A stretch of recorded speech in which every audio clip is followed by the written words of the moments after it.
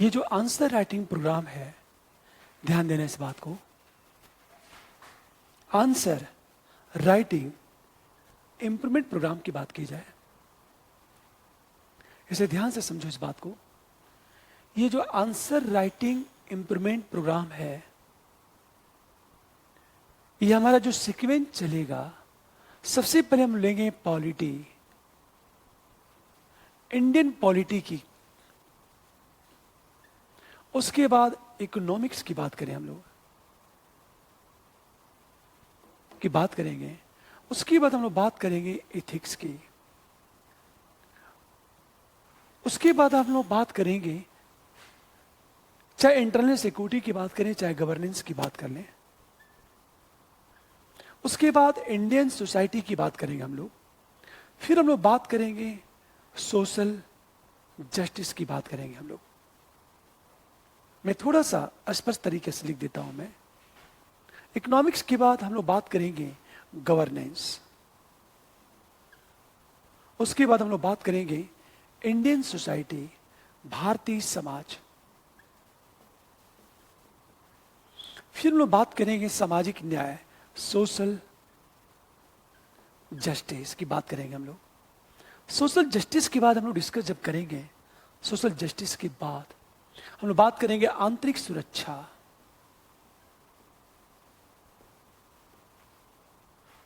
आंतरिक सुरक्षा के बाद हम लोग जो डिस्कस करेंगे ज्योग्राफी, भूगोल, उसके बाद हम लोग डिस्कस करेंगे, ये डिस्कस करने के बाद हम लोग डिस्कस करेंगे हिस्ट्री का जो पोर्शन है आपका, जीएस का विशेष को वर्ल्ड हिस्ट्री, इंडियन कल्चर, और फिर आपका मॉडर्न हिस्ट्री। ये हमारा सीक्वेंस होगा। एक बात हमेशा ध्यान दो इस बात को, इसमें ज्यादातर ये जितने भी टॉपिक हैं, ये सब लगभग मैं डिस्कस करूंगा। एक साइंस टेक भी आपका,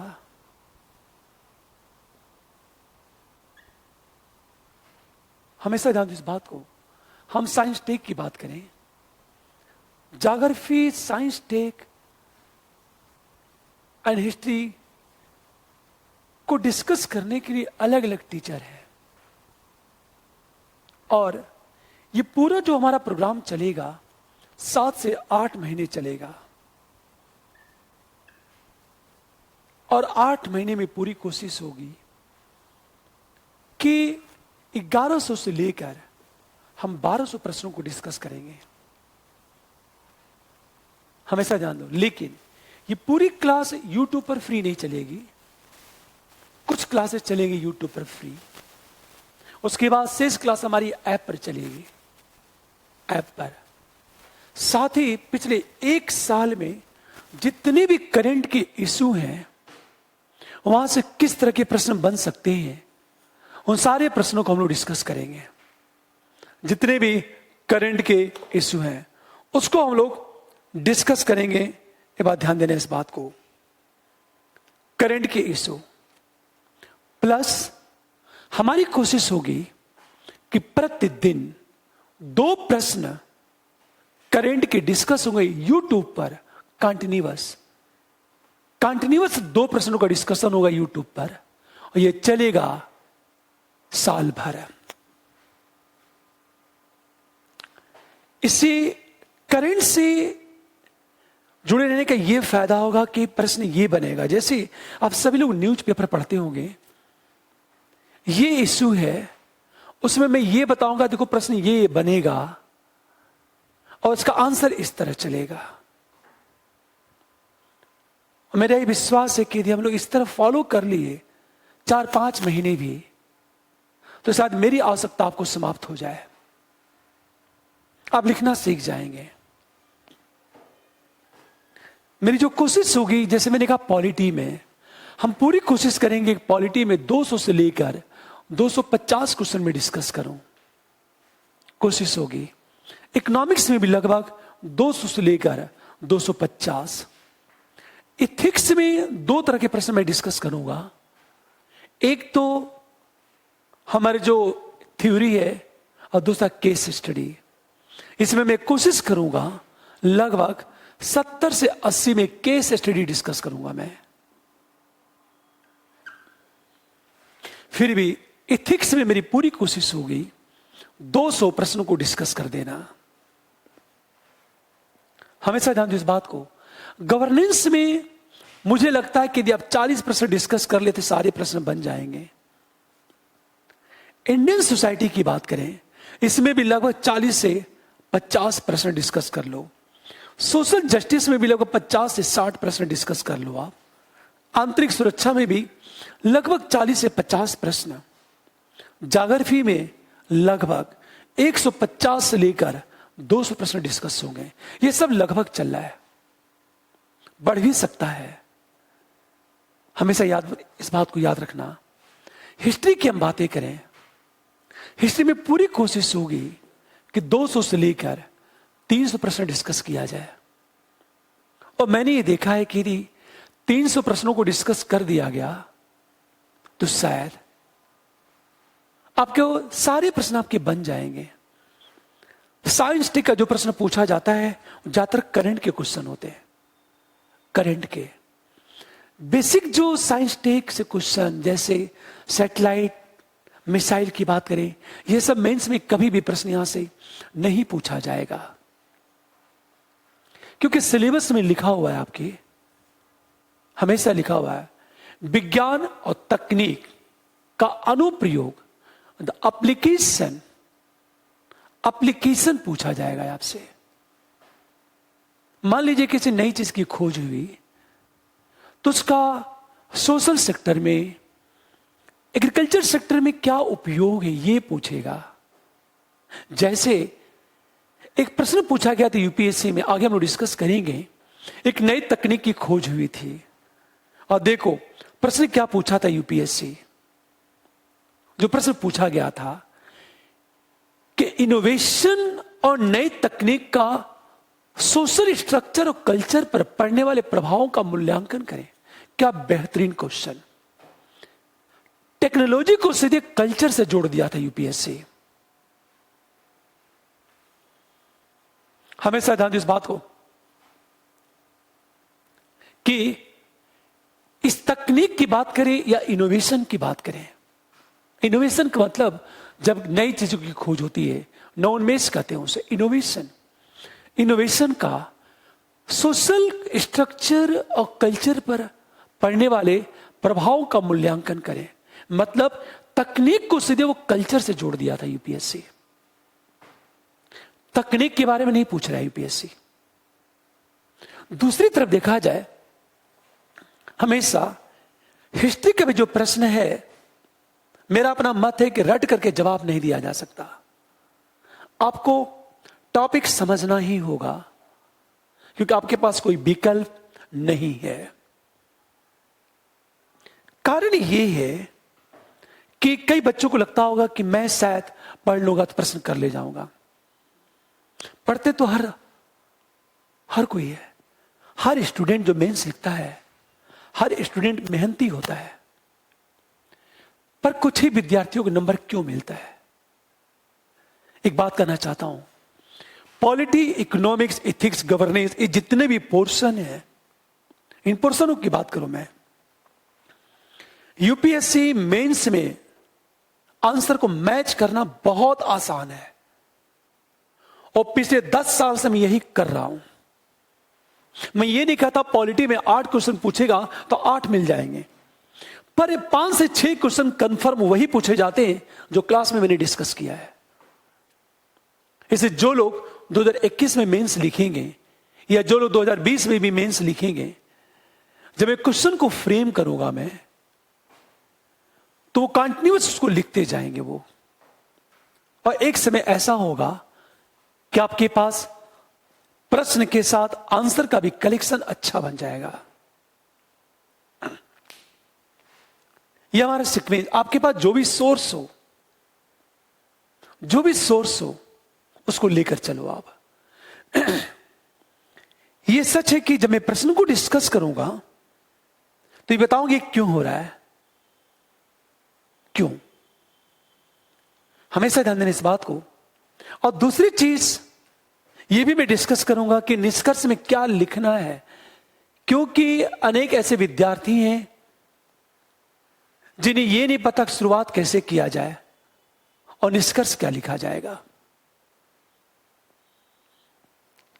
यह चीज मैं डिस्कस करूंगा और 15-20 दिन जब साथ चलोगे तो मुझे पूरा विश्वास है कि आप लिखना सीख जाओगे। लेकिन एक बात हमेशा याद रखना, कुछ क्लासें मेरी ऐप पर चलेगी। जैसे मैंने कहा एंट्रेंस रिकॉर्डिंग पूरा मैं फ्री पढ़ा रहा हूं यूट्यूब पर इसमें कुछ क्लास हमारी यूट्यूब पर चलेगी, शेष क्लास हमारी ऐप पर चलेगी। चलो आप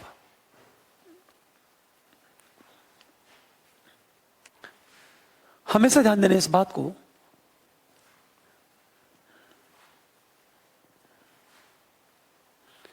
शायद मैंने एक वीडियो मेरा पड़ा हुआ यूट्यूब पर, जो शब्द हैं जैसे मैंने कहा विवेचना,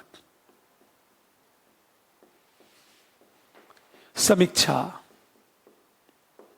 मूल्यांकन, इन दोनों की अंग्रेजी लगभग एक ही है, इवेल्युएट, परीक्षण, एग्जामिन की बात करें।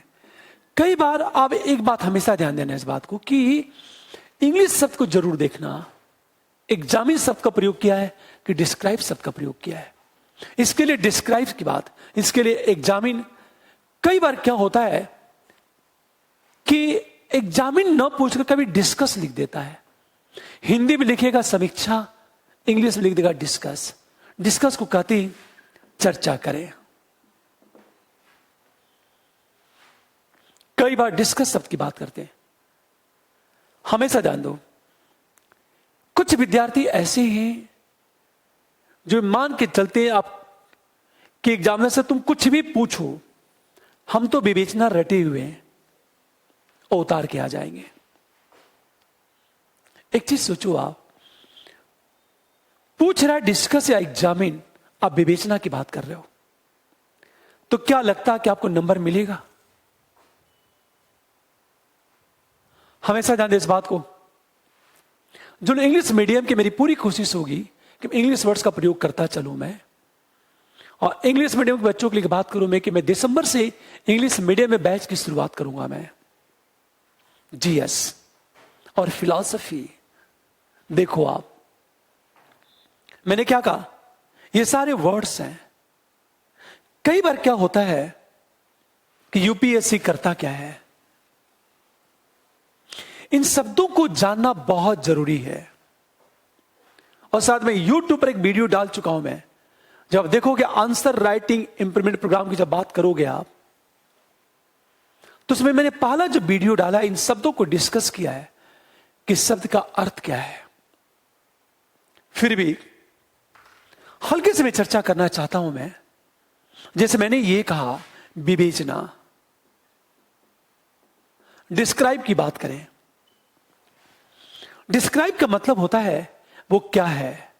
फॉर एग्जाम्पल, मान लिया जाए ए नामक कोई व्यक्ति है, मुझे इसके बारे में विवेचना करनी है, तो इसका नाम क्या है, इसका एकेडमिक कैरियर क्या है, ये क्या करता है, कहां का रहने वाला है, जितनी बातें हैं वो सब बता देना है विवेचना में। ठीक है। कई बार होता है कि आलोचनात्मक विवेचना, क्रिटिकली डिस्क्राइब। आप पूरी बात ध्यान दें इस बात को, इसे कहता क्रिटिकली डिस्क्राइब की बात करता वो, क्रिटिकली डिस्क्राइब। आलोचनात्मक विवेचना करनी है। कई बार इस तरह प्रश्न पूछे जाते हैं। अब आपको करना क्या है, यदि क्रिटिकली डिस्क्राइब की बात करने लगा, हमेशा याद रखना इस बात को, डिस्क्राइब की जब बात करने लगे वो, तो आलोचना हमारा प्राइमरी हो जाएगा। मतलब क्रिटिकली एग्जामिन का मतलब होता है कि क्रिटिकली डिस्क्राइब का मतलब होता है उसके बारे में बताओ, पर उसकी कमियां भी बताओ। फॉर एग्जाम्पल, मान लिया जाए ए नामक व्यक्ति है, इसका मुझे क्रिटिकली डिस्क्राइब करना है, तो अब इसका नाम क्या है, कहां का रहने वाला है, इसका एकेडमिक कैरियर क्या है, लेकिन इसके अंदर ये कमियां हैं, ये कमियां हैं। हम कमियों को हाईलाइट करेंगे। पर एक बात ध्यान दो इस बात को, ये जो क्रिटिकली एग्जामिन है, सॉरी क्रिटिकली डिस्क्राइब है, इसमें विवेचना तो करोगे ही, उसकी कमियां भी बता देनी है आपको। एक बात हमेशा याद रखना, लेकिन कई बार क्या होगा कि 2010 से पहले इस तरह के प्रश्न पूछे जाते थे। अब इस तरह के प्रश्न पूछना बंद कर चुका है यूपीएससी।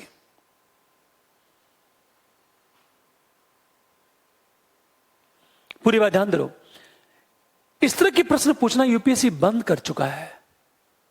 अब क्या करेगा यूपीएससी? थोड़ा सा प्रश्न का लेवल बढ़ाया उसने और यह पूछना शुरू कर दिया वो कि चर्चा करें, डिस्कस की बात करते हैं हम लोग।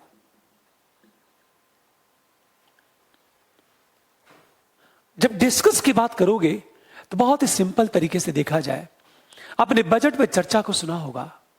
बजट पे चर्चा होती है, तो जब चर्चा होती है तो दो चीज करेंगे, इसके कुछ सकारात्मक पक्ष बताएंगे और कुछ इसके नकारात्मक पक्ष बताएंगे, कुछ पॉजिटिव बताएंगे और कुछ नेगेटिव पक्ष बताएंगे इसके। हमेशा ध्यान दो, हम दोनों की बात करेंगे, लेकिन डिस्कस में कोशिश करना कि दोनों 50-50 हो। हमेशा ध्यान दो, दोनों लगभग 50-50 हो, पॉजिटिव और नेगेटिव की बात की जाए। क्योंकि इस पर मैं विधिवत चर्चा कर चुका हूं, विधिवत में एक चर्चा कर चुका हूं इस पर,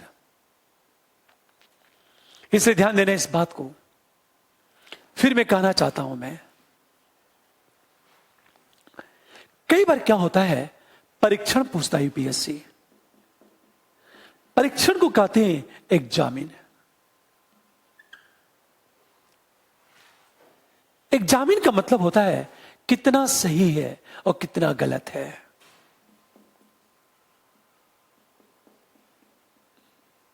सही है और कितना गलत है, किस सीमा तक सही है और किस सीमा तक गलत है, ये एग्जामिन की बात करेंगे। जैसे आपने सुना होगा, एक एग्जामिनर होता है जो एग्जामिन करता है, लेकिन कई जगह इसका अर्थ मूल्यांकन के अर्थ में ले लिया जाता है। इवेल्युएशन की बात करें हम लोग। अब देखो आप, जैसे मैंने ये कहा, ए नामक कोई व्यक्ति है, इसका परीक्षण करना है, तो मैंने क्या कहा, अब इसका परीक्षण करना है, तो सोचो इसकी ये चीजें अच्छी हैं किंतु ये बातें इसकी बुरी हैं और इस सीमा तक ये बुरा है, लेकिन इसकी अच्छाइयों का ये इफेक्ट होगा। बात समझ में आ गई? हम ये बताएंगे एग्जामिन में। फिर जब आगे जाएंगे हम लोग, तो कई बार पूछता आलोचनात्मक परीक्षण।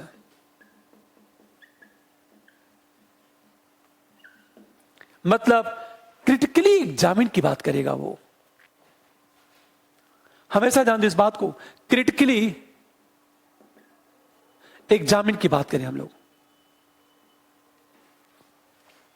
अब ध्यान से सुनना, एक एग्जामिन की बात करता है, लेकिन जब क्रिटिकली एग्जामिन की बात करेगा वो, तो आपके लिए आलोचना प्रभावी हो जाएगा। प्राइमरी क्या हो जाएगी? आलोचना।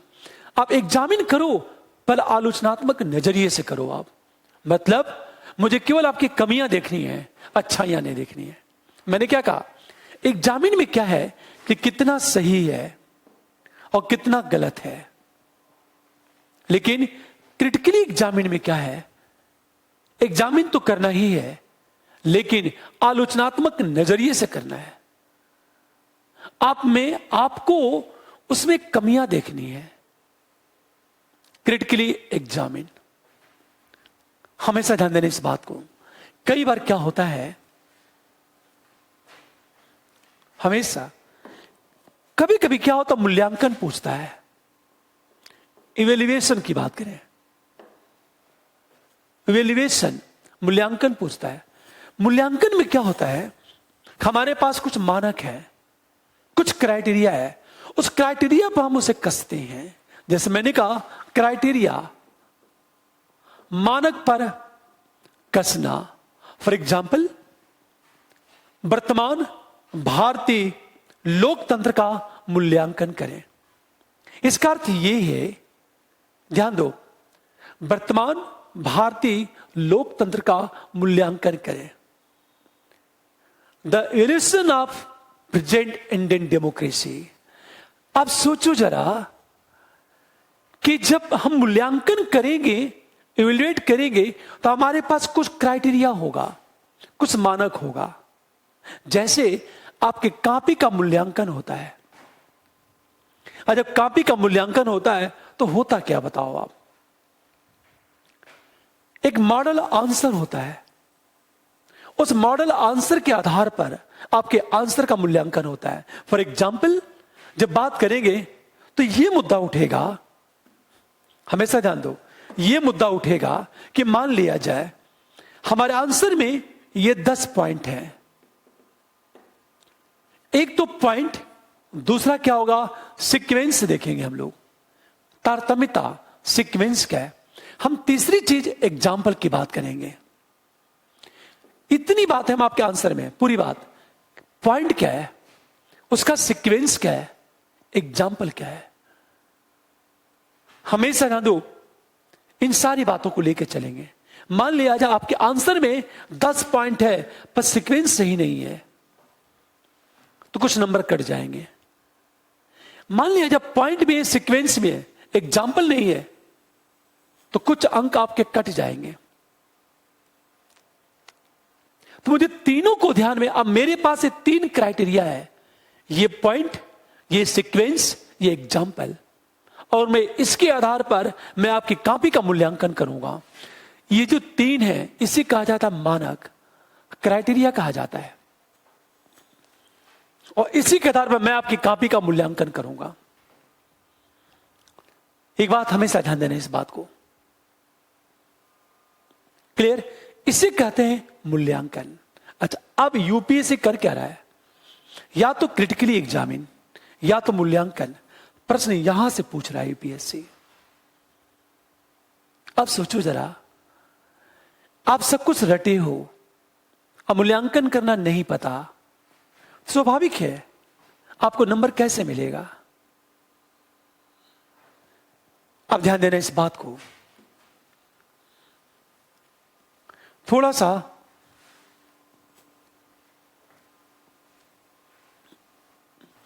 मैं एक बात करना चाहता हूं, ध्यान सुने इस बात को।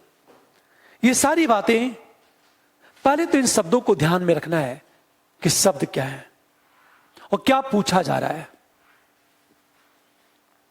फिर ये करने के बाद जब हम आंसर की बात करेंगे तो होता कि आपके पास कंटेंट है पर सीक्वेंस नहीं है, तो आपका आंसर कूड़े का ढेर बन जाएगा। जैसे मैं आगरा में एक एग्जांपल देता हूं आपको। मैंने आगरा में कांच के टूटे हुए टुकड़े को फेविकोल से जोड़ करके ताजमहल की एक कॉपी, एक प्रतिकृति बनाई गई थी। यह प्रतिलिपि कह लो आप, और उसकी कीमत 500 रुपए। महिलाएं थी, कांच के टूटे हुए टुकड़े को फेविकोल से जोड़ करके इतना खूबसूरत ताजमहल, और उसकी कीमत 400 से 500 रुपए है। जानते हो, टूटे हुए टुकड़ों को इतने सीक्वेंस में इस तरह सजाया गया था, उसकी कीमत।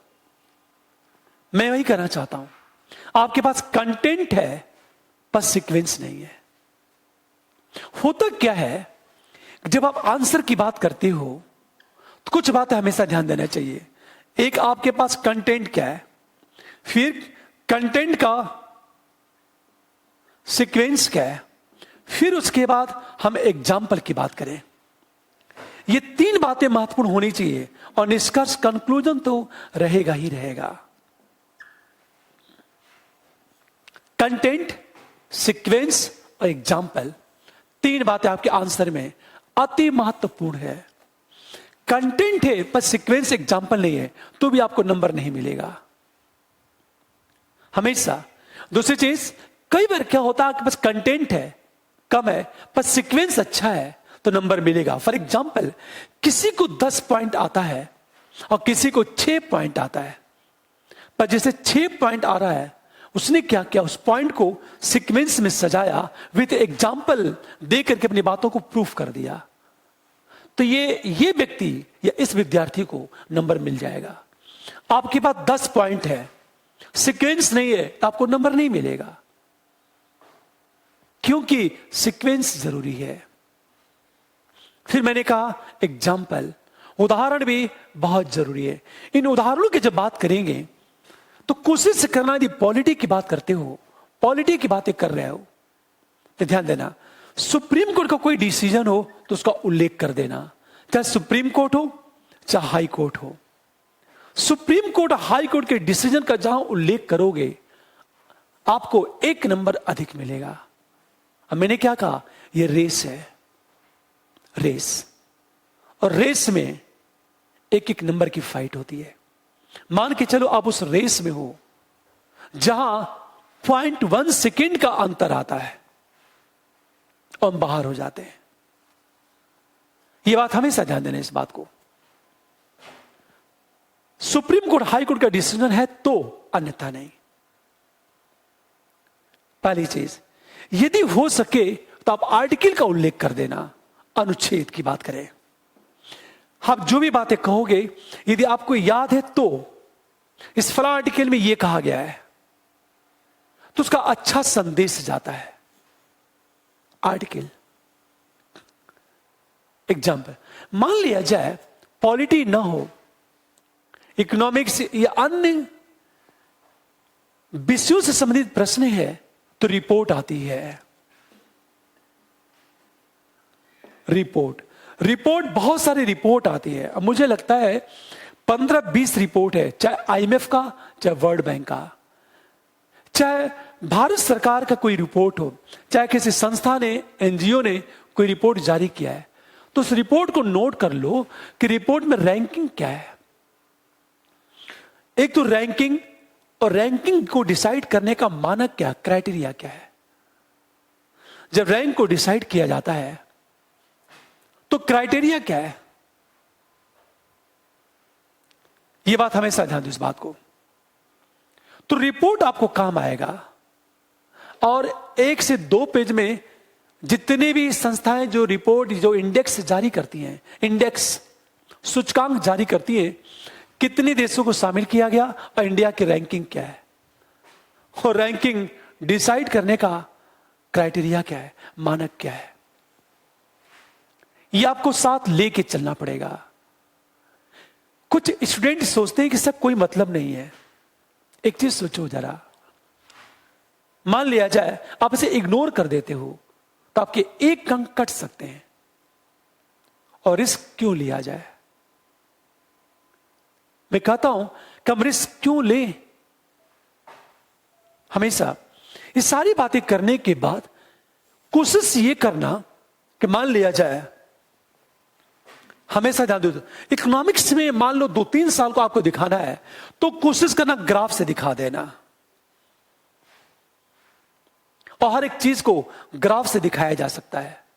इकोनॉमिक्स का आंसर लिखोगे तो आप ग्राफ से दिखा दो। क्लियर?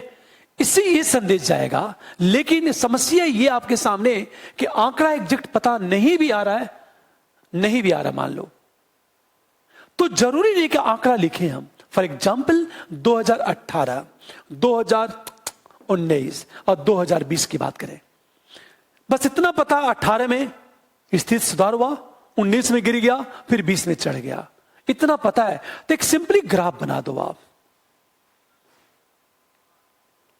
अच्छा संदेश जाएगा।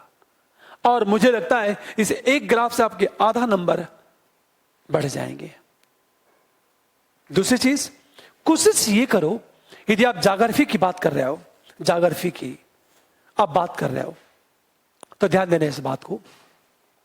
कोशिश करना एक सिंपली फिगर बना दो आप, डायग्राम के माध्यम से अपने आंसर को बताना, समझाना बहुत ही साइंटिफिक मेथड है।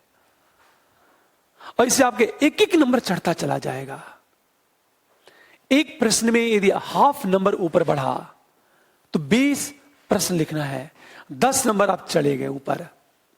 चारों पेपर मिला लो, 40 नंबर आप जम कर गए। 40 नंबर की बात करें, हमेशा ध्यान दो इस बात को, यह आपके पूरे आंसर की बॉडी होगी, लेकिन प्रॉब्लम है निष्कर्ष को लेकर के। हम निष्कर्ष क्या लिखें और निष्कर्ष में किन बातों को हम ध्यान में रखें, यह इशू है। तो मैं क्या करूंगा, हमेशा ध्यान दो, हर प्रश्न का आंसर अलग अलग होता है सर, निष्कर्ष अलग अलग होता है। जैसे एक छोटा सा क्वेश्चन उठाओ मैं कि भारतीय संविधान में समाजवाद एक आदर्श है, इसका निष्कर्ष अलग होगा। लेकिन इसी प्रश्न को मैं ट्विस्ट कर रहा हूं कि प्रस्तावना में समाजवाद शब्द का ही प्रयोग किया गया है, का ही प्रयोग किया गया है, तो निष्कर्ष थोड़ा सा अलग हो जाएगा। और ये लगातार प्रैक्टिस से आएगा। जैसे मैं मान लिया जब मैं 500 प्रश्नों को डिस्कस किया, मैंने जब 500 प्रश्नों को जब मैं डिस्कस करूंगा और लगातार में जब निष्कर्ष बताऊंगा कि निष्कर्ष इस तरह चलेगा, तो 3 से 4 महीने बाद आप यह समझ जाओगे, ओ इस प्रश्न का निष्कर्ष ये होगा। जैसे जब पहली बार गाड़ी ड्राइव करते हो ना, गाड़ी ड्राइव कार, तो आपको यह नहीं पता चलता है कि गाड़ी क्रॉस हो जाएगी या लड़ जाएगी, पर लगातार प्रैक्टिस से आपको इतना अनुभव हो जाता कि आप पता कर ले तो ओ मेरी गाड़ी निकल जाएगी। अनुभव यही है निष्कर्ष के साथ। और याद रखना, निष्कर्ष पर भी आपका 1 नंबर होता है, एकदम मैथमेटिक्स की तरह नंबर मिलता है। समानता शिकायतें ये हैं कि हिंदी मीडियम नंबर नहीं आता है। मैं बात करूं आपसे, मैं बहुत सारे बच्चों का आंसर देखता हूं, उनको लिखना आता ही नहीं। जैसे एक छोटा सा एग्जांपल लेता हूं आपसे मैं, इस बात को आप ध्यान देने, इस बात को कि एक जगह में टेस्ट ले रहा था, उसमें लगभग 34 बच्चे ऐसे थे जो आईएएस का मेंस लिख रहे थे। 34 बच्चे। और जब मैं उनकी कॉपी देखा तो अगले दिन बोल दिया कि इनमें से किसी बच्चे का मेंस नहीं होगा, क्योंकि किसी बच्चे को लिखना आता ही नहीं था। बस वो स्टूडेंट विवेचना रटा हुआ है, पूछ क्या रहा ये नहीं पता, समीक्षा पूछा है या मूल्यांकन पूछा है, कुछ भी नहीं पता उसे। हमेशा ध्यान दो इस बात को, पूरी बात ध्यान देने इस बात को। होता क्या है, 34 के 34 बच्चे हिंदी मीडियम में, किसी को लिखना नहीं आ रहा है, और जब रिजल्ट आया तो किसी का मेंस में नहीं हुआ। इन बच्चों ने मेहनत तो किया था, लेकिन आंसर को कैसे लिखा जाए इसे इग्नोर कर दिया था। हिंदी मीडियम की सबसे ज्यादा कमजोरी ये है, हिंदी मीडियम में कमजोरी ये है कि हिंदी मीडियम का बच्चा राइटिंग पर ध्यान नहीं देता, क्योंकि राइटिंग करना उसे सबसे ज्यादा बोझिल लगता है। बोझिल, बात समझ में आ रही बात है? तो ये इन बातों को हमेशा ध्यान में रखना है। जीएस में आप रिपोर्ट तैयार कर लो, हार्डली 1.5 से 2 पेज में सारे रिपोर्ट आपको मिल जाएंगे। अब देखो, आप कई बार हिस्ट्री में क्या होगा कि हिस्ट्री में ग्राफ कैसे बनेगा, डायग्राम कैसे बनेगा, हम कोशिश तो कर ही सकते हैं।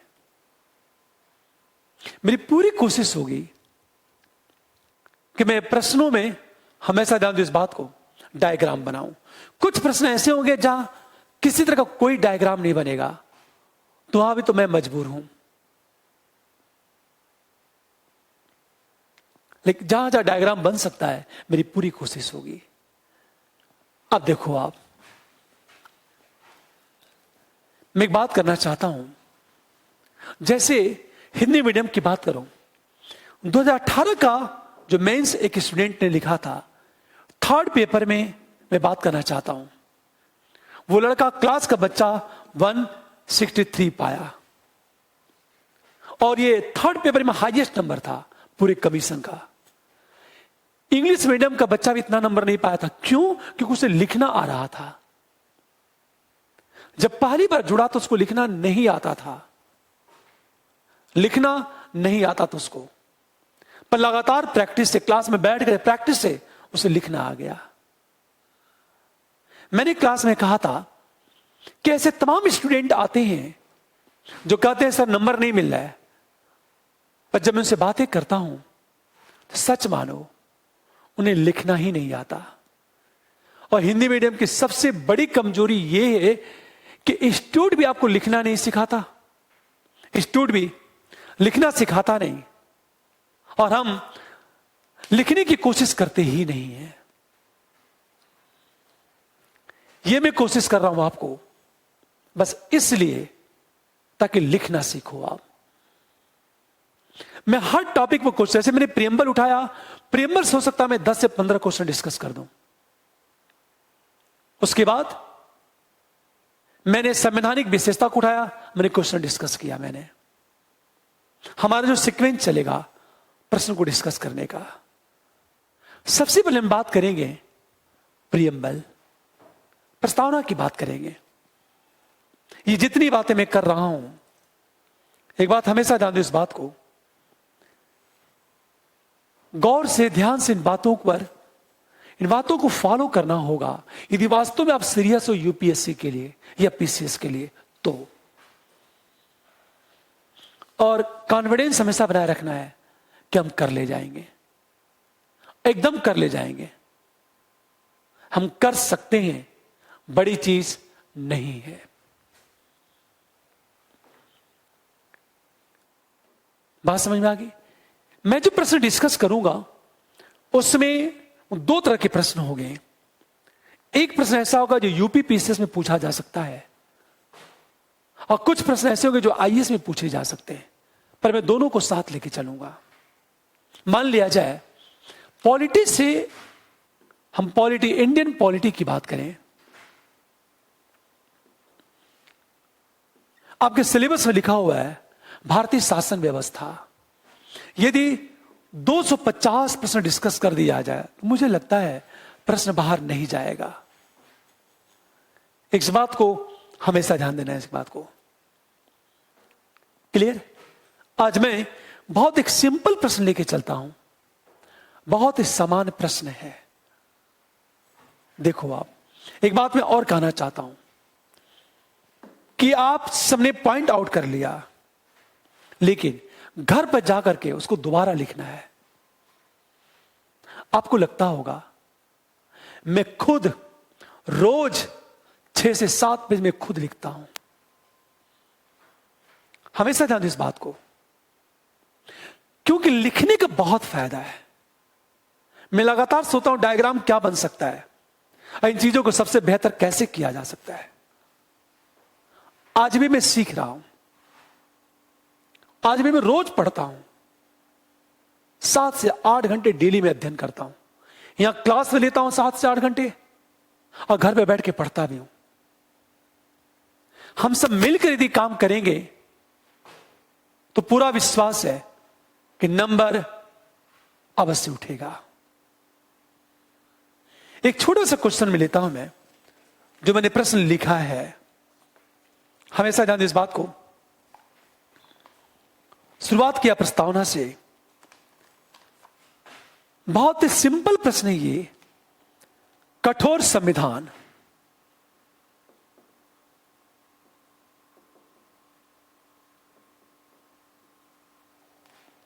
व्यवस्था के लिए हमेशा व्यवस्था, विशेषकर शासन व्यवस्था की बात करें, शासन व्यवस्था के लिए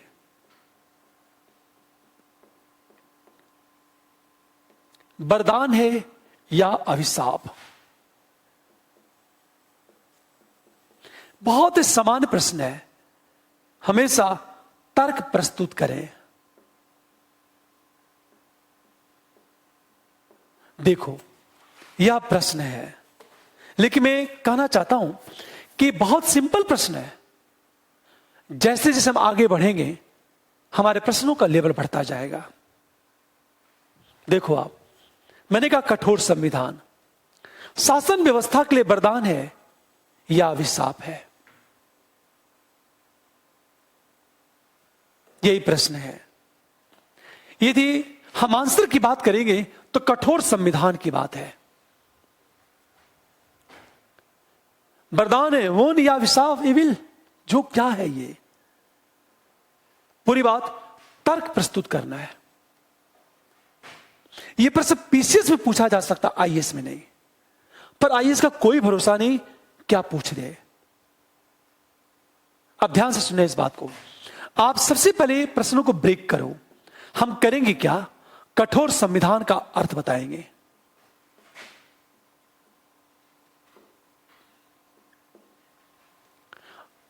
और कठोर संविधान का सामान्य अर्थ होता है ऐसा संविधान जिसमें आसानी से संशोधन ना हो।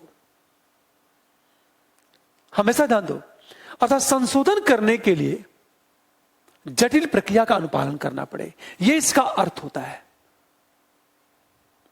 लेकिन हम जब सेकेंड पैरे में आएंगे, तर्क, वरदान या अभिशाप, तो हम यह बताएंगे कि वरदान है या अभिशाप।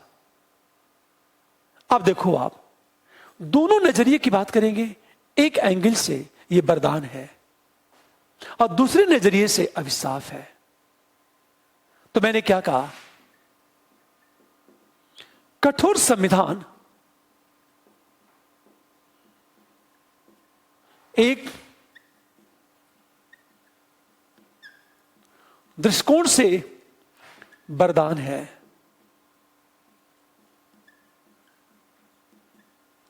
क्यों वरदान है? हम क्यों की बात करेंगे। मैं अभी आपको ABCD सिखा रहा हूं। हमेशा ध्यान दो इस बात को। वरदान है तो क्यों है? जब क्यों की बात करेंगे तो एक चीज सोचो जरा, कठोर संविधान में आसानी से संशोधन नहीं होता है। तो स्वाभाविक है कि हमारा जो संविधान है सरकार की कठपुतली नहीं रह जाएगा, या सरकार चाहकर भी संविधान में मनमाना संशोधन नहीं कर पाएगी। तो हमेशा ध्यान दो, क्योंकि सरकार संविधान में मनमाना संशोधन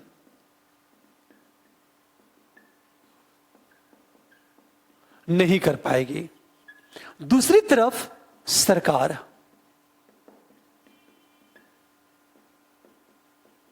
निरंकुशता को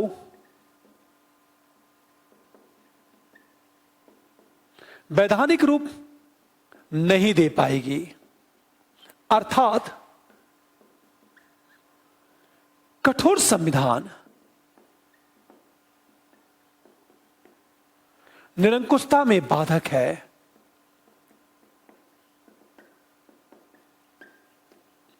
पूरी बात ध्यान दो। हम तीसरी चीज बात करें, क्यों? हमेशा ध्यान दो कि जितनी भी संवैधानिक संस्थाएं हैं वो सुरक्षित रहेंगी।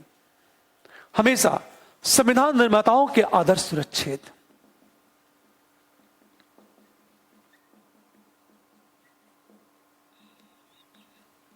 क्या आदर्श? और एक चौथी चीज ये, शासन व्यवस्था में एकरूपता बनी रहेगी।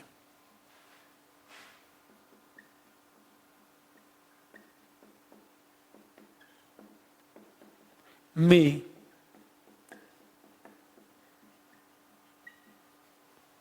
पूरी बात ध्यान से सुनो इस बात को।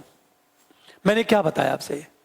कठोर संविधान एक दृष्टिकोण से वरदान है। क्योंकि वरदान क्यों है? क्योंकि सरकार संविधान में मनमाना संशोधन नहीं कर पाएगी। दूसरी बात, सरकार निरंकुशता को वैधानिक रूप नहीं दे पाएगी। अतः कठोर संविधान निरंकुशता में सबसे बड़ा बाधक है। ये बातें क्यों? मान लीजिए संविधान लचीला है तो सरकार उसमें मनमाना संशोधन करेगी, और जब मनमाना संशोधन करेगी तो अपने निरंकुशता को संवैधानिक रूप दे लेगी, जैसे पाकिस्तान के परवेज मुशर्रफ ने किया, या दुनिया के जितने भी, जैसे चाइना का एग्जाम्पल देखो, चाइना ने क्या किया, शी जिनपिंग ने क्या किया, चीन के संविधान में संशोधन करके अपने कार्यकाल को बढ़ा लिया उन्होंने, और कहीं न कहीं शक्तियों का केंद्रीकरण कर लिया। पूरी बात ध्यान देने इस बात को, शक्तियों का केंद्रीकरण। भारतीय संविधान में भी कुछ ऐसे प्रधानमंत्री हैं जो संविधान में संशोधन करके शक्तियों के केंद्रीकरण का प्रयास करने लगे। हमेशा ध्यान दो इस बात को।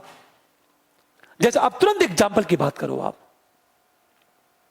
एग्जाम्पल, अब तुरंत एग्जाम्पल की, जैसे मैंने क्या कहा, चूंकि ये प्रश्न एक सामान्य क्वेश्चन है, यहां चाहो तो भारतीय संविधान के एग्जाम्पल दे सकते हो या अमेरिकी संविधान के एग्जाम्पल दे सकते हो आप। मैंने क्या कहा, तीसरी चीज, संविधान निर्माताओं के जो आदर्श है वो सुरक्षित रहेंगे, क्योंकि सरकार संविधान में मनमाना संशोधन करके आदर्शों को बदल नहीं सकती हमेशा। और चौथी चीज, शासन व्यवस्था में एक रूपता बनी रहेगी, क्योंकि सरकार संशोधन कर ही नहीं पाएगी। पूरी बात ध्यान देने इस बात को। दिखाई नहीं दे रहा है किमी, अब तो दिखाई दे रहा होगा। ध्यान देने इस बात को, ये हमारा सेकेंड पैरे में आएगा। अब हम बात करेंगे, थर्ड पैरे की बात करेंगे। ध्यान से सुनिए इस बात को। जब थर्ड पैरे की हम लोग बात करेंगे, अब देखो, अब कठोर संविधान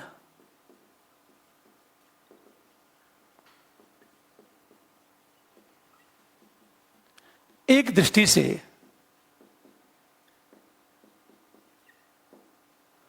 अभिशाप भी है। क्यों अभिशाप है? हमेशा ध्यान दो, क्यों अभिशाप है, रीजन क्या है? कठोर संविधान एक दृष्टि से अभिशाप भी है, तो किस आधार पर कहा जा सकता है कि अभिशाप है? पहला तो रीजन ये, समय के अनुरूप संविधान गतिशील नहीं बन पाएगा।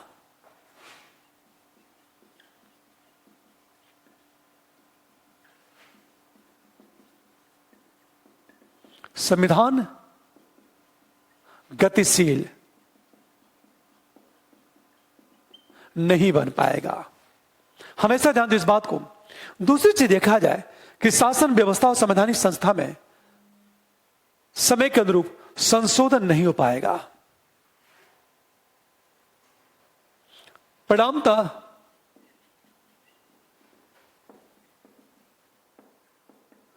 संविधान रूढ़िवादी हो जाएगा।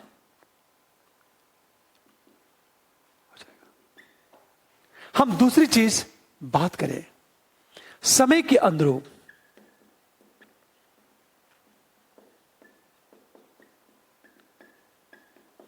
शासन व्यवस्था एवं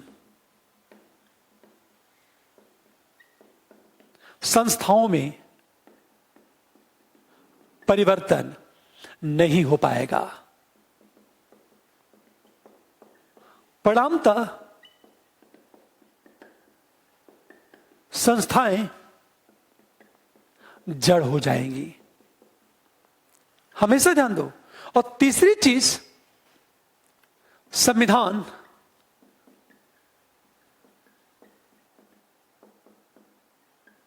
संशोधन कठिन होने से व्यक्ति की, नागरिकों की अपेक्षाएं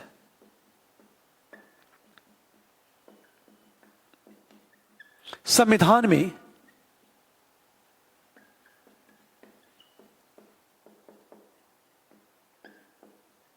शामिल नहीं हो पाएंगी।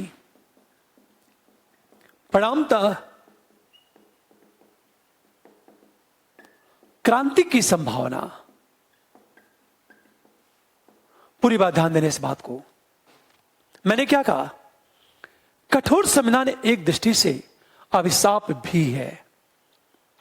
अभिशाप क्यों है? पहला पॉइंट, समय के अनुरूप संविधान गतिशील नहीं बन पाएगा। परिणामतः संविधान रूढ़िवादी कंजर्वेटिव हो जाएगा। हमेशा याद रहे, हमेशा ध्यान दो, हमारे जो कॉन्स्टिट्यूशन डायनेमिक यदि नहीं बन पाए अकॉर्डिंग टू टाइम, यदि हमारा संविधान डायनेमिक नहीं हुआ तो हमारा संविधान कंजर्वेटिव बन जाएगा। और रूढ़िवादी संविधान क्या होगा? विकास में बाधक बन जाता है। जैसे एक छोटा सा एग्जांपल लेता हूं मैं आपसे, पूरी बात ध्यान देने इस बात को, कि जब गोलकनाथवाद में सुप्रीम कोर्ट ने यह कहा कि संसद मौलिक अधिकारों में संशोधन नहीं कर सकती, और जब संसद मौलिक अधिकारों में संशोधन करती थी तो सुप्रीम कोर्ट उस संशोधन को अवैध घोषित कर देती थी। तो सरकार ने क्या कहा? सरकार ने यह कहा कि इस तरह की गतिविधि या कदम विकास में बाधक है। हमेशा ध्यान दो इस बात को। और नेहरू ने वार्निंग क्या दी? नेहरू ने वार्निंग दी,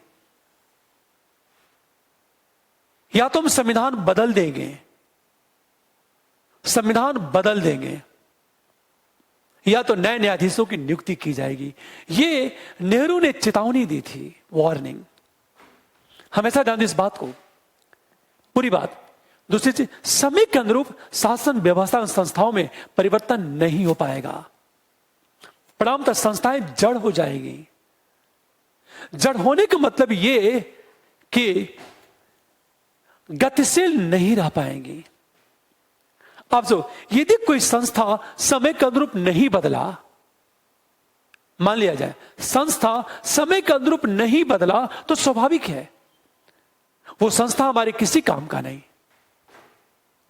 इसे देखा होगा कि समय के अनुरूप किसी भी संस्था की रेलिवेंसी, प्रासंगिकता को बनाए रखने के लिए उसमें परिवर्तन आवश्यक है हमेशा। फॉर एग्जाम्पल, कि जब समय में परिवर्तन होता है तो लोगों की अपेक्षाएं बदल जाती हैं, आवश्यकताएं भी बदल जाती हैं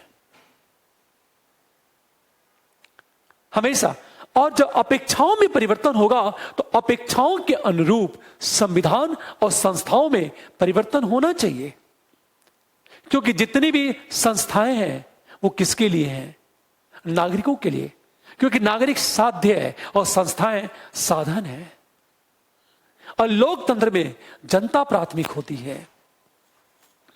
अब मान लिया जाए संविधान संशोधन नहीं हो पाया और नागरिक की अपेक्षाएं संविधान में शामिल नहीं हो पाएंगी, तो क्रांति की संभावना क्या हो जाएगी? बढ़ जाएगी। हमेशा ध्यान दो इस बात को, क्रांति की संभावना बढ़ जाएगी। और क्रांति की संभावना बढ़ गई या क्रांति हो गई तो अव्यवस्था पैदा हो जाएगी। आप सोचो, ये करने के बाद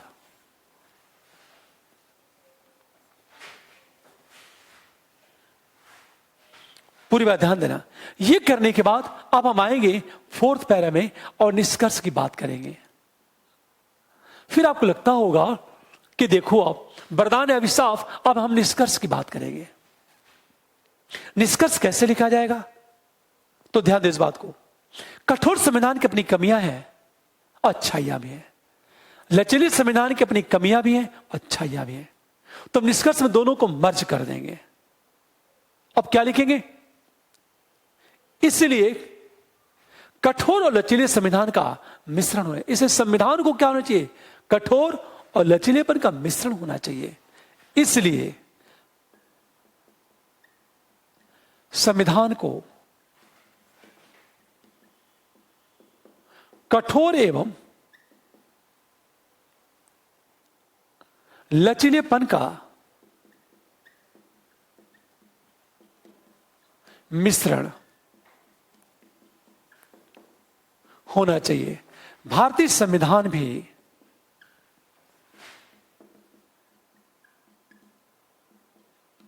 कठोर एवं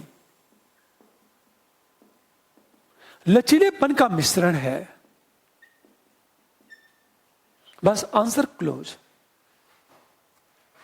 देखो, आप इतनी बातें केवल लिखनी है आपको, और ये कोई चमत्कार नहीं होगा, आपको प्रैक्टिस करना ही होगा। ध्यान से सुनो इस बात को। अब हम बात करें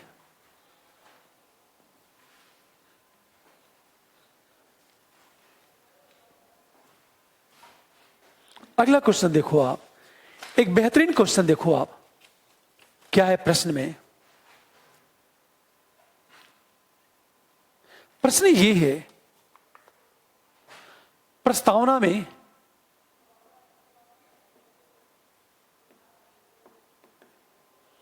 उल्लिखित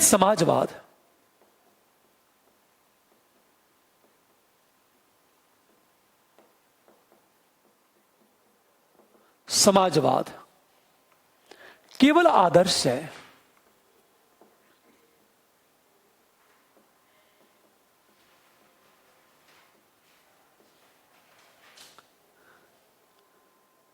न कि व्यवहार।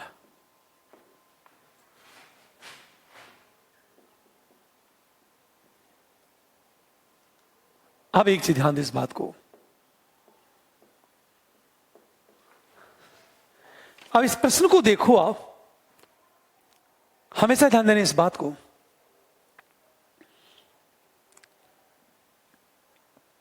मैंने क्या कहा, थोड़ा सा प्रश्न को टिपिकल बना दिया गया। हमेशा ध्यान दें इस बात को, थोड़ा सा प्रश्न को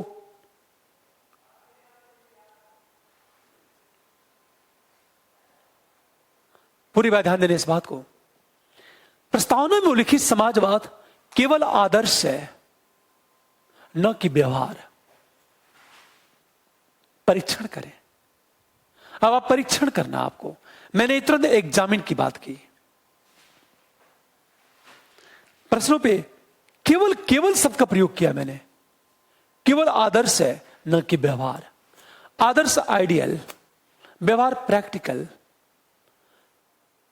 मतलब एक आइडियल है, और आइडियल उसे कहते हैं जिसे प्राप्त नहीं किया जा सकता, उसे हम आइडियल कहते हैं।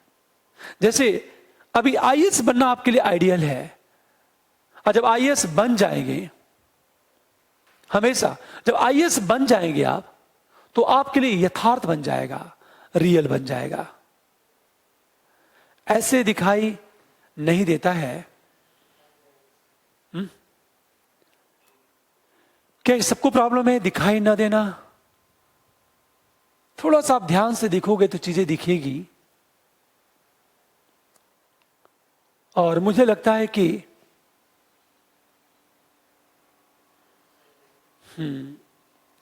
किमी ऐसे दिखाई नहीं देता। हमेशा ध्यान दो।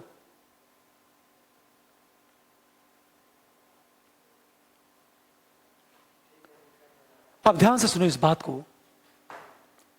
मैं थोड़ा सा आंसर को डिस्कस कर रहा हूं। क्योंकि समाजवाद शब्द है, तो फर्स्ट पैरे में क्या करोगे, समाजवाद का अर्थ बताओगे आप।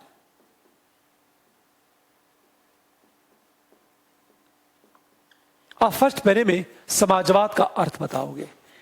प्रियम्बल से मैं प्रश्न उठा रहा हूं, और जब समाजवाद का अर्थ बताओगे तो क्या करोगे? पहली बात, संसाधनों का राष्ट्रीयकरण तथा सभी प्रकार के शोषण का अभाव। इसका सामान्य अर्थ है संसाधनों का राष्ट्रीयकरण तथा शोषण का अभाव। हम इसकी बात करेंगे, लेकिन आपने जब मीनिंग की बात की तो तुरंत यही बता दो कि सुप्रीम कोर्ट ने क्या कहा था। सुप्रीम कोर्ट का विचार क्या था? यह कहा कि भारतीय समाजवाद सोवियत संघ के समाजवाद की तरह नहीं है। भारतीय समाजवाद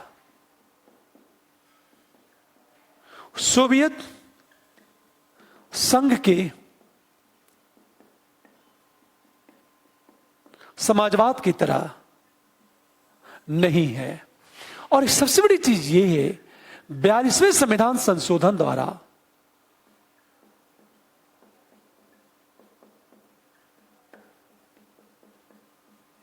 इसे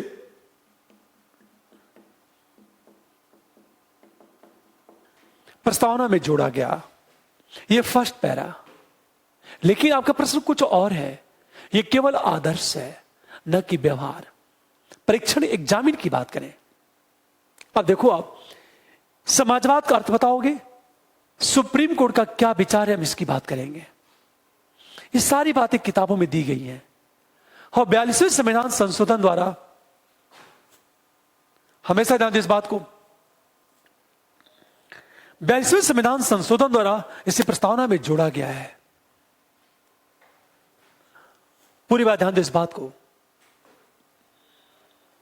किसी ने प्रश्न, क्या सरकार की आर्थिक नीतियां प्रस्तावना के विरोध में है? यह मैं डिस्कस कर चुका हूं पिछले आंसर राइटिंग में। इसको देखो ध्यान से इस बात को। हम सेकेंड पैरे की जब बात करेंगे, सेकेंड पैरे की जब बात करेंगे हम, तो क्या करेंगे देखो आप। अब हम सेकेंड पैरे में आएंगे। समानता कहा जाता है कि समाजवाद एक आदर्श, पूरी बात ध्यान दो, एक केवल आदर्श न कि व्यवहार। परीक्षण की बात करें, हमेशा ध्यान दें इस बात को। होता क्या था, यह मुद्दा क्यों उठा? तो हम ये कहेंगे, स्वतंत्रता के बाद समाजवाद सरकार का लक्ष्य था।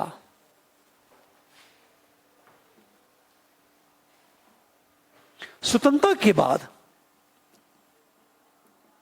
समाजवाद सरकार का लक्ष्य था और सरकार इसे व्यवहारिक बनाने के लिए संविधान संशोधन कर रही थी।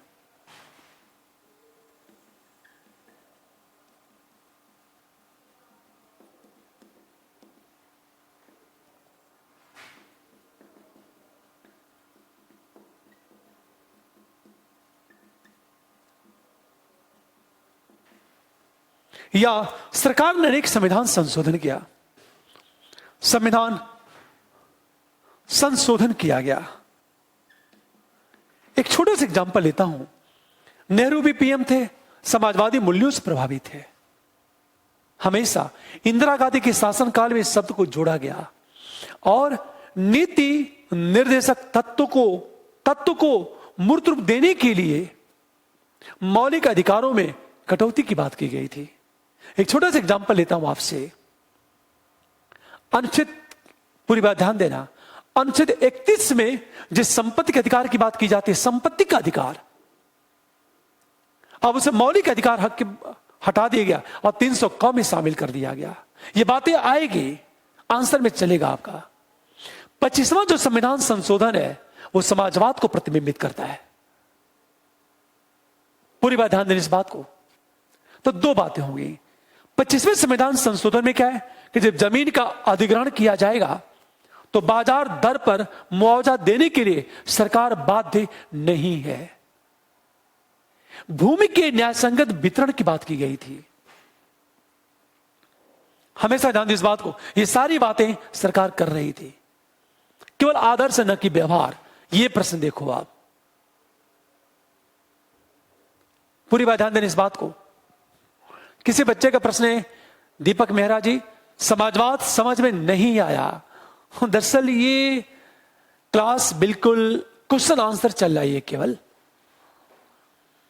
शब्द को नहीं समझा को आंसर कैसे लिखा जाएगा, इसमें मैं केवल क्वेश्चन डिस्कस करूंगा।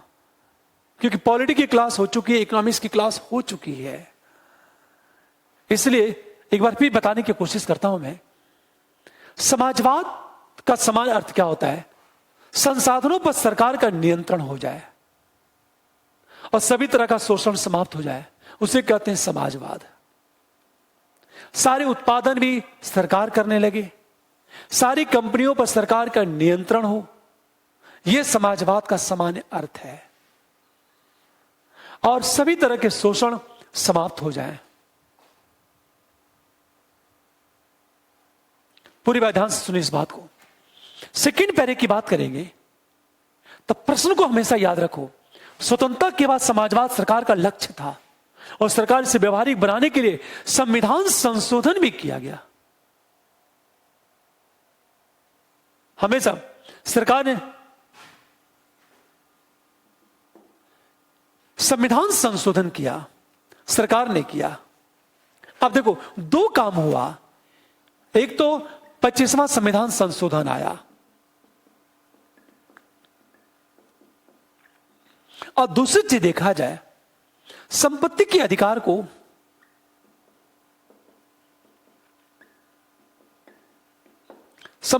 अधिकार को हमेशा ध्यान इस बात को कानूनी अधिकार बना दिया गया, को मौलिक अधिकार से निकाल दिया गया। मौलिक अधिकार से निकाल दिया गया। हमेशा ध्यान दें इस बात को। और इसे कानूनी अधिकार बना दिया गया। अब तुरंत अनुच्छेद की बात करो 300 का क। हम तीसरी चीज बात करें अनुच्छेद 39 का बी और 39 की सी को।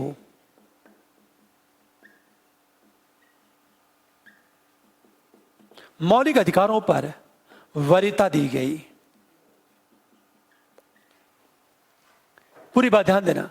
39 के बी या 39 की सी को मौलिक अधिकारों पर वरीयता दी गई। हम चौथी चीज बात करें जन कल्याणकारी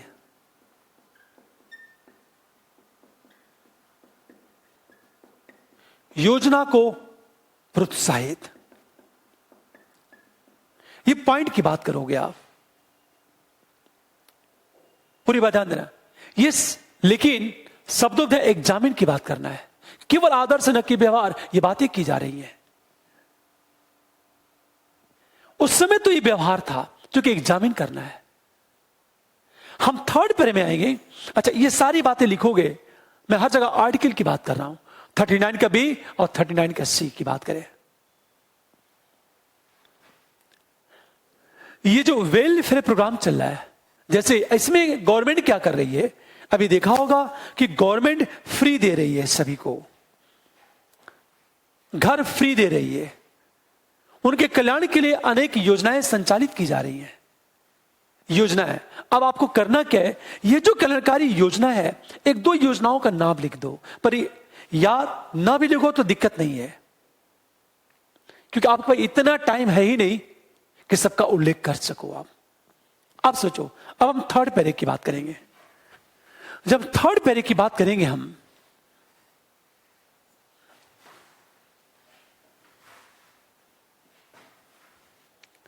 तो ध्यान देना इस बात को। परंतु 1990 के बाद सरकार की आर्थिक नीतियां पूंजीवाद की ओर अग्रसर हो गई।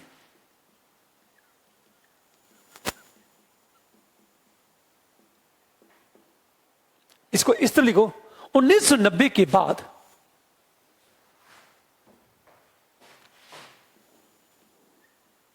समाजवाद आदर्श बन गया है। क्योंकि यह किस आधार पर कहा जा रहा है, एग्जामिन करना है। एक आदर्श बन गया क्योंकि हमेशा ध्यान दो, पूंजीवाद का विस्तार, दूसरी तरफ निजीकरण एवं बाजारीकरण पर हम बल की बात करें। एक तरफ पूंजीवाद का लगातार विस्तार हो रहा है, निजीकरण और बाजारीकरण पर अत्यधिक बल दिया जा रहा है, सरकार की आर्थिक नीतियों में लाभ को महत्व दिया जा रहा है।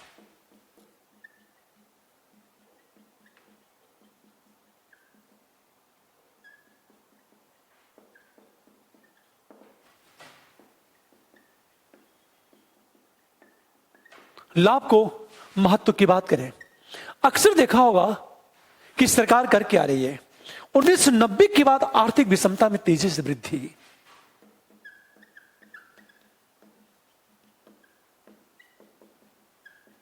आर्थिक विषमता में तेजी से वृद्धि तथा अरबपतियों की संख्या में वृद्धि। यह हम थर्ड पैरे की बात करेंगे। किस आधार पर कहा जा रहा है कि आदर्श बन गया है? हमेशा ध्यान दो, क्योंकि पूंजीवाद का लगातार विस्तार हो रहा है, निजीकरण, हमेशा ध्यान दो इस बात को, निजीकरण और बाजारीकरण के पर बल दिया जा रहा है। 1990 के बाद आर्थिक विषमता में तेजी से वृद्धि और अरबपतियों की संख्या लगातार बढ़ती जा रही है। इसे कहा गया अभी आदर्श है, लेकिन शब्द क्या है? हम परीक्षण की बात करें, क्या वास्तव में एक आदर्श है? हमेशा ध्यान दो, क्या वास्तव में इसे आदर्श कहा जा सकता है? नहीं कहा जा सकता। अब हम आएंगे चौथे पैरे में।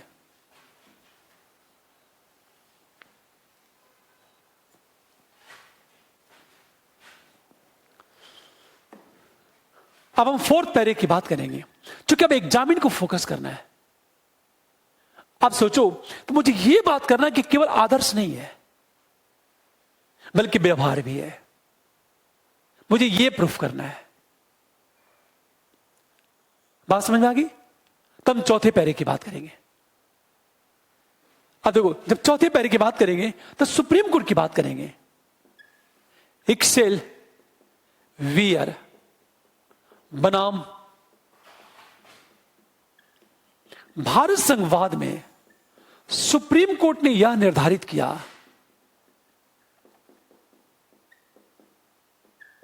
हमेशा ध्यान दो, इक्सेल बियर बनाम भारत संघवाद में सुप्रीम कोर्ट ने निर्धारित किया, क्या निर्धारित किया?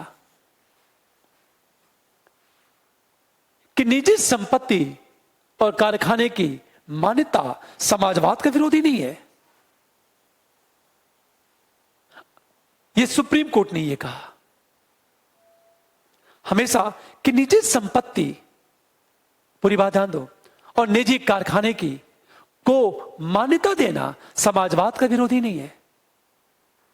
और समाजवाद और सामाजिक न्याय को इस तरह लागू नहीं किया जा सकता जिससे निजी संपत्ति रखने वाले वर्ग की उपेक्षा हो जाए। यह सुप्रीम कोर्ट का डिसीजन है। तो कोर्ट ने क्या कहा? यह निर्धारित किया कि निजी संपत्ति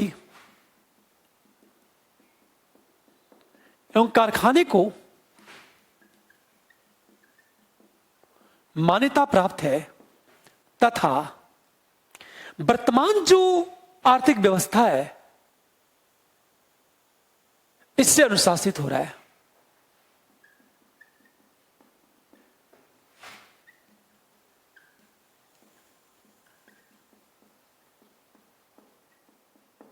इससे शासित है, अतः समाजवाद एवं सामाजिक न्याय को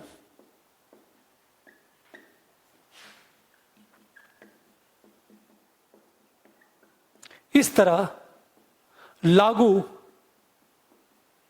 नहीं किया जा सकता है।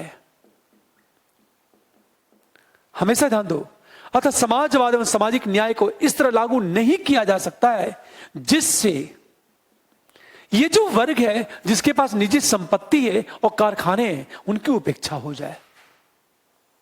हम इसकी बात करेंगे। हम इसी पर में ये बात करेंगे, डीएस नकारा वर्सेस भारत संघवाद। एस नकारा, रुक जाओ,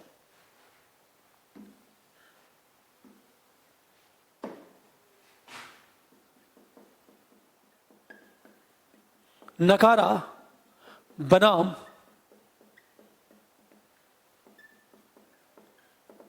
बाद में सुप्रीम कोर्ट ने क्या डिसाइड किया है? पूरी बात, सुप्रीम कोर्ट ने कहा निजी संपत्ति कारखाने को मान्यता प्राप्त है तथा वर्तमान आर्थिक व्यवस्था इससे शासित है, अतः समाजवाद एवं सामाजिक न्याय को इस तरह लागू नहीं किया जा सकता है जिससे निजी संपत्ति और कारखाने रखने वाले वर्ग की उपेक्षा हो। अंत में डीएस नकारात्मक भारत संघवाद में सुप्रीम कोर्ट ने डिसीजन दिया। डिसीजन क्या दिया सुप्रीम कोर्ट ने? सुप्रीम कोर्ट ने यह कहा कि समाजवाद का अर्थ क्या है? जो कर्मकार हैं उनके हितों की रक्षा करना, और यह कहा जाता है उन पर बल देना। इसका मतलब है जो कमजोर वर्ग है और कर्मकारों के जीवन को ऊंचा करना।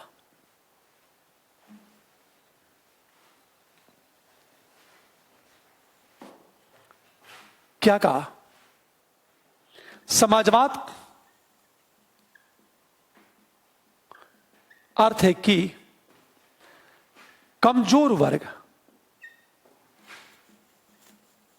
एवं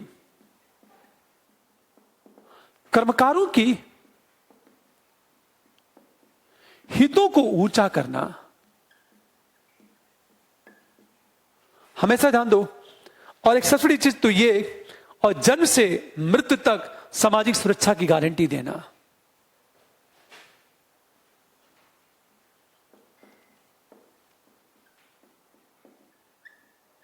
मृत्यु तक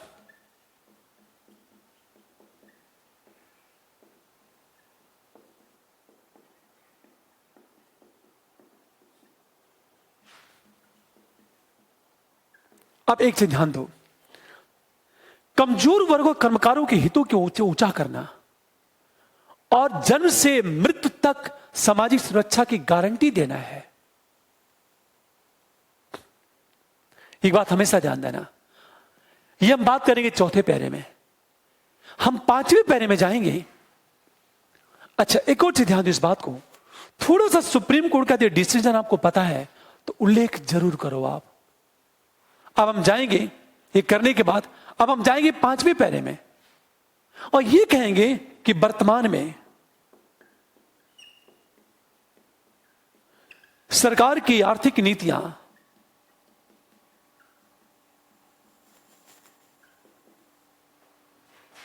हमेशा समाजवाद की ओर उन्मुख है।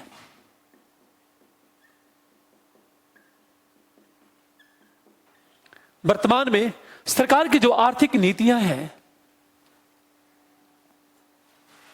हमेशा ध्यान दो, समाजवाद की ओर उन्मुख हैं।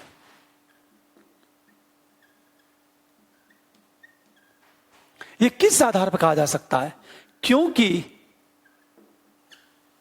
राजकोषीय नीति में कमजोर वर्ग के हितों पर ध्यान दिया जाता है।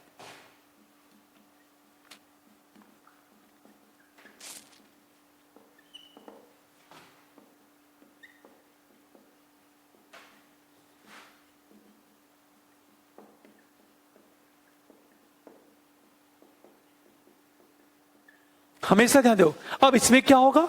जैसे मैंने कहा सब्सिडी देना, हम देने की बात करें। दूसरी चीज देखा जाए, निःशुल्क भोजन की बात करें हम लोग, विशेषकर जैसे मैंने कहा फूड सिक्योरिटी की बात की जाए, ये सारी बातें की जा रही हैं। हम दूसरी चीज बात करें, हमेशा आयुष्मान भारत चल रहा है। आयुष्मान भारत में क्या होगा? बीपीएल जो कैटेगरी के लोग हैं उन्हें फ्री में, मुफ्त में इलाज करवाया जाता है, उनका फ्री में सुविधा उपलब्ध है आयुष्मान भारत के तहत। अब पूरी बात ध्यान देना, ये योजनाएं चल रही हैं आयुष्मान भारत। तीसरी चीज आपने अक्सर देखा होगा,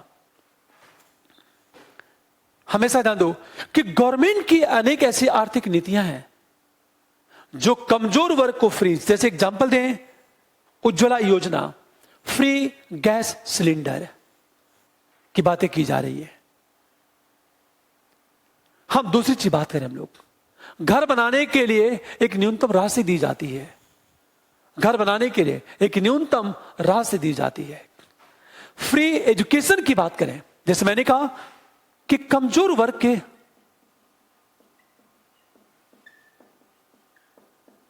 बच्चों को फ्री एजुकेशन, फ्री शिक्षा की बात की जा रही है।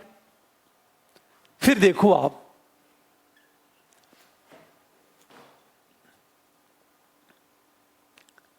हमने कहा आवास फ्री की बात करी जा रही है, आवास भी मुफ्त में, उज्ज्वला योजना की बात की जा रही है। हम लोग ये सारा काम गवर्नमेंट तो कर रही है। अब आपको करना क्या है, करंट का कोई योजना है, करंट का कोई योजना है तो उसका उल्लेख कर दो आप, उसका अच्छा संदेश जाएगा। आप सोचो, ये करने के बाद अब आपको करना क्या है। ये जब आपने कर दिया तो हम छठे पैरे में जाएंगे और ये कहेंगे कि वस्तुतः पूंजीवाद प्राथमिक है,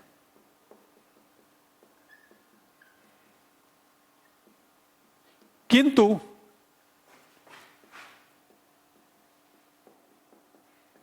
पूंजीवाद के मानवीकरण पर बल दिया जा रहा है तथा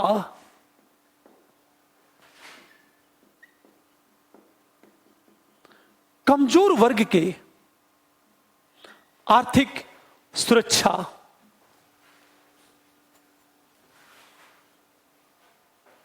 कमजोर वर्ग के आर्थिक सुरक्षा की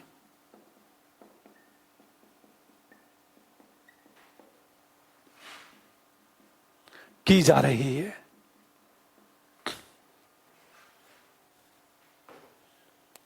पूरी बात ध्यान देने इस बात को, जी आंसर चलेगा आपका अंतिम पैरा में। चाहे निष्कर्ष की बात कर लो, चाहे कुछ भी बातें कर लो,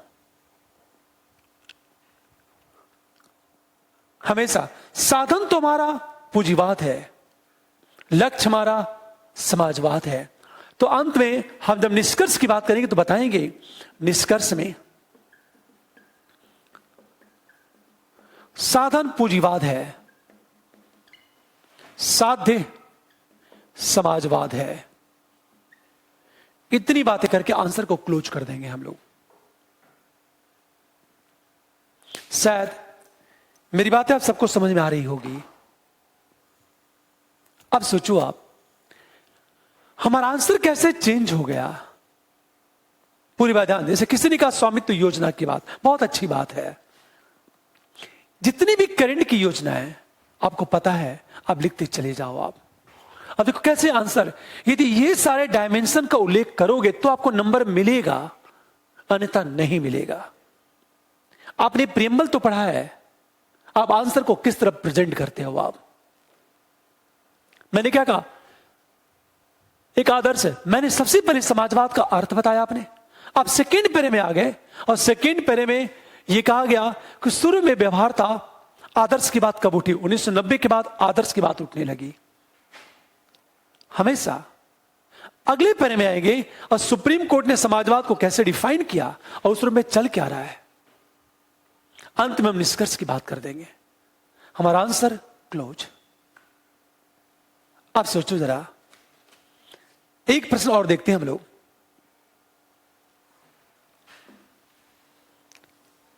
देखो आप, थोड़ा सा हमारा आंसर चेंज हो जाएगा। कैसे? भारतीय संविधान की प्रस्तावना में समाजवाद शब्द का प्रयोग किया गया है। क्वेश्चन देखो आप, भारतीय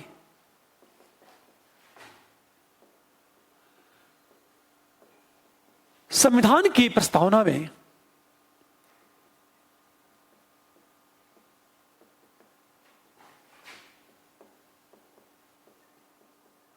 समाजवाद शब्द का प्रयोग किया गया है।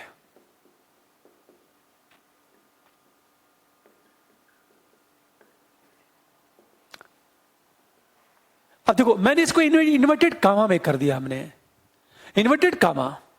इस कथन के आलोक में सरकार की वर्तमान आर्थिक नीतियों की समीक्षा करें।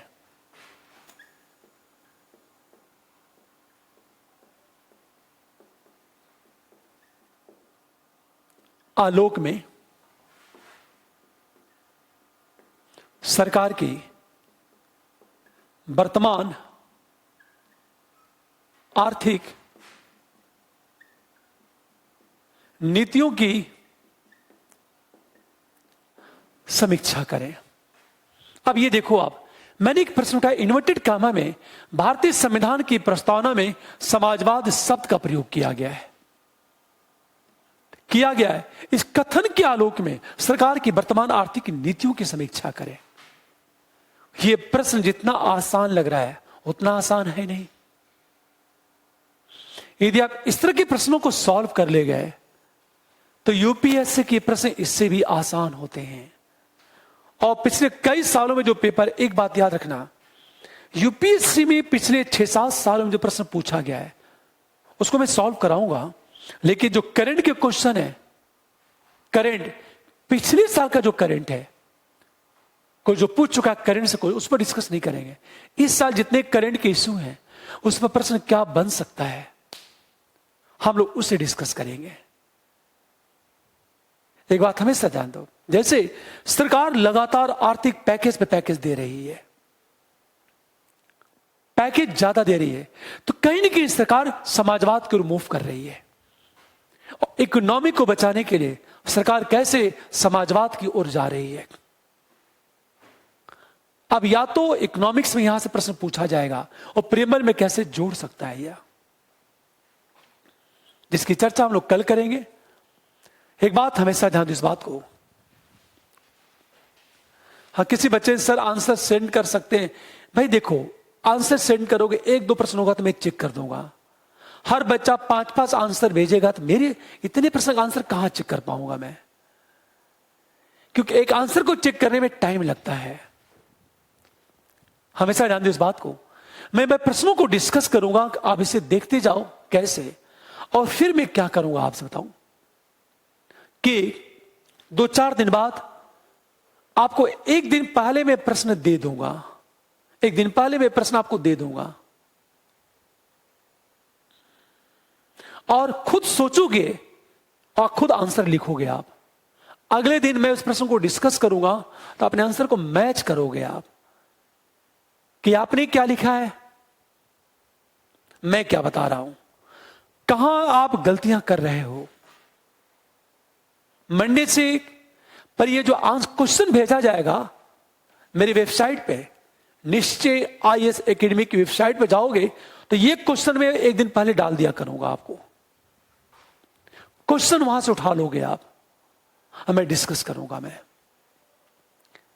जब एक दिन पहले आपके पास प्रश्न चले जाएंगे तो आंसर लिखोगे, देखोगे सही है कि गलत है। किसी ने कहा सर एक ही क्वेश्चन डेली दिया करो लिखने को, तो काम करो इस प्रश्न को लिखो, या जो मैं प्रश्न डिस्कस कर चुका हूं उसे चाहो तो लिख लो आप लोग। और एक चीज मैं कहना चाहता हूं, अभी थोड़ी मेरी व्यस्तता रहेगी 30 दिसंबर तक, क्योंकि बहुत सारे बच्चों को मेंस लिखना, वो बच्चे फोन कर रहे हैं, और जो बच्चे इस बार मेंस लिखने वाले हैं उनके लिए प्रोग्राम चला रहा हूं 10 नवंबर से। ये प्रोग्राम चलेगा 30 दिसंबर तक और 1.5 महीने में 1000 क्वेश्चन में डिस्कस करूंगा। वो सारे प्रश्न करंट बेसिस होंगे और इनके लिए पर डे में 6 से 8 घंटे काम करूंगा, 6 से 7 घंटे इनके लिए, प्लस 2 घंटा में हमारा जो क्वेश्चन आंसर चल रहा है उसका मैं डिस्कस करूंगा। उसके बाद मेरी जो रेगुलर क्लास चली वो चलेगी, तो 12 से 14 घंटे में लगातार क्लास लूंगा मैं। कई बार 15 से 16 घंटे क्लास हो जाएगी मेरे लिए।